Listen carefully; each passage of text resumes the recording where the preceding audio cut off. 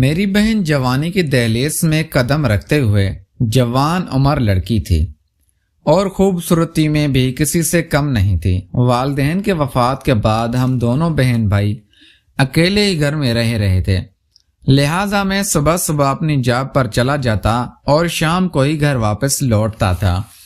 جب بھی ڈیوٹی سے واپس آتا تو کئی دفعہ میری بہن پڑوس کے گھر میں پاتی جاتی۔ ہمارے پڑوس میں صرف ایک ڈاکٹر اور اس کی بیوی ہی رہتے تھے، اور ڈاکٹر بھی اچھا انسان نہیں تھا، لہٰذا میں نے کئی بار بہن کو سمجھایا کہ تم اب جوان ہو چکی ہو، ایسے منہ اٹھا کے کسی کے بھی گھر نہ چلی جایا کرو۔ میری بہن میرے منہ پر تو کہہ دیتی کہ ٹھیک ہے بھائی، میں آئندہ نہیں جاؤں گی، لیکن وہ میرے پیٹھ پیچھے اپنی حرکتوں سے باز نہیں آتی تھی۔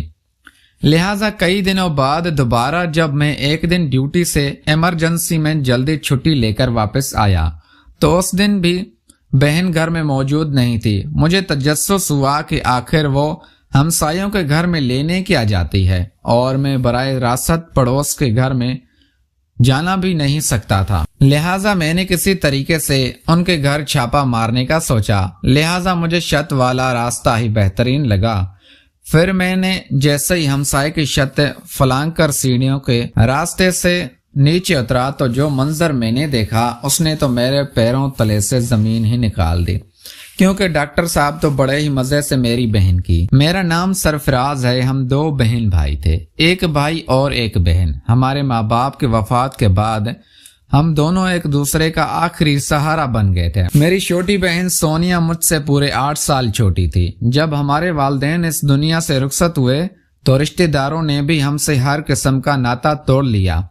کوئی منہ سے یہ نہیں کہتا تھا کہ ہم ان کے کچھ نہیں لگتے، لیکن جب احساس ختم ہو جائے تو انسان خود سمجھ جاتا ہے کہ اس کے کسی کی نظر میں کوئی اہمیت نہیں رہی۔ اللہ کا شکر تھا کہ جب میں ماں باپ کے سائے سے محروم ہوا تب میری تعلیم اپنی آخری مراحل میں تھی۔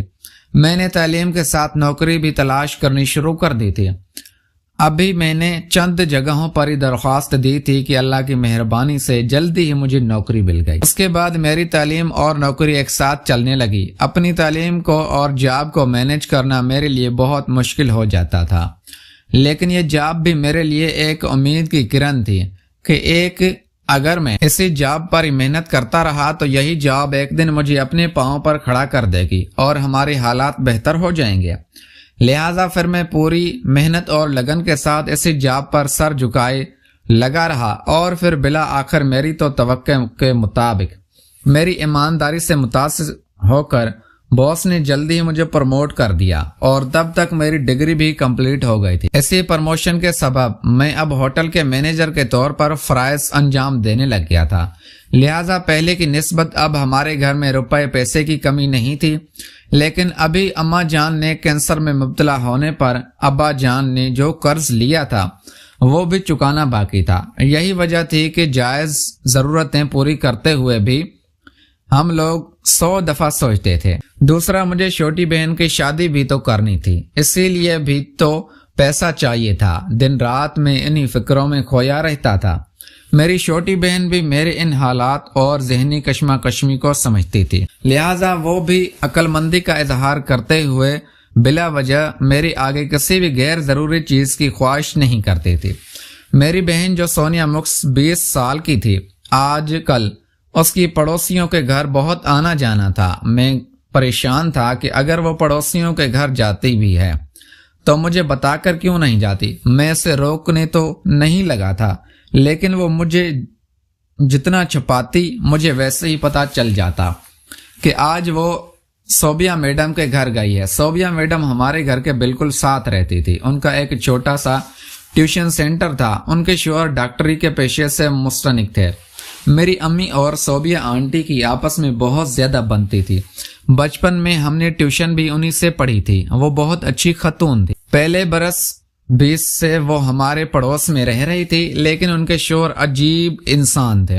وہ مجھے ذرا بھی پسند نہیں تھے، کیونکہ وہ پیسے کو ترجیح دیتے تھے، اور مجھے ان کی یہی مفاد پرستی پسند نہیں آتی تھی۔ میں ان سے زیادہ تر دور ہی رہتا تھا۔ اگر وہ مسجد میں میرے ساتھ ایک صف پر بیٹھ جاتے تو میں فوراً سے وہاں سے اٹھ کر کسی اور جگہ بیٹھ جاتا، کیونکہ جب میری ماں بیمار تھی تو تب اس ڈاکٹر نے میری ماں کا معائنہ کرنے سے انکار کر دیا تھا، کیونکہ میرے ماں باپ کے پاس پیسے نہیں تھے۔ میں ایک انجان نفرت کو دل میں کاٹ رہا تھا جو ڈاکٹر صاحب کے لیے تھی۔ میں کبھی ان کو یہ نہیں بتا سکا کہ میں ان سے نفرت کرتا ہوں یا میری ان سے نفرت کرنے کی وجہ کیا ہے۔ بس یہ سب کچھ میں نے اپنے دل کی دکھ تک رکھا ہوا تھا جو مجھے تھا۔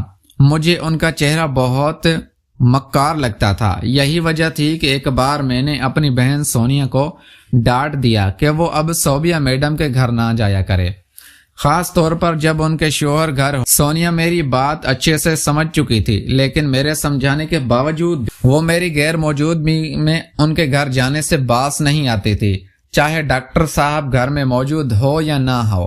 اس بات سے بھی اس کو کوئی فرق نہیں پڑتا تھا، یعنی اس نے میری بات کو کوئی اہمیت نہیں دی تھی۔ بس جب میں گھر نہ ہوتا تو وہ صوبیہ میڈم کے گھر دوڑی دوڑی چلی جاتی۔ شروع میں تو مجھے لگا شاید میرے منع کرنے پر سونیا پڑوس کے گھر جانا چھوڑ چکی ہے، کیونکہ اب ڈاکٹر صاحب بھی ریٹائر ہو چکے تھے اور انہوں نے اپنے گھر میں ہی چھوٹا سا کلینک کھول لیا تھا۔ مجھے لگا میری دی گئی پابندیوں کو لے کر میری بہن وہاں نہیں جاتی، یعنی میں اپنی بہن کی طرف سے مطمئن ہو چکا تھا۔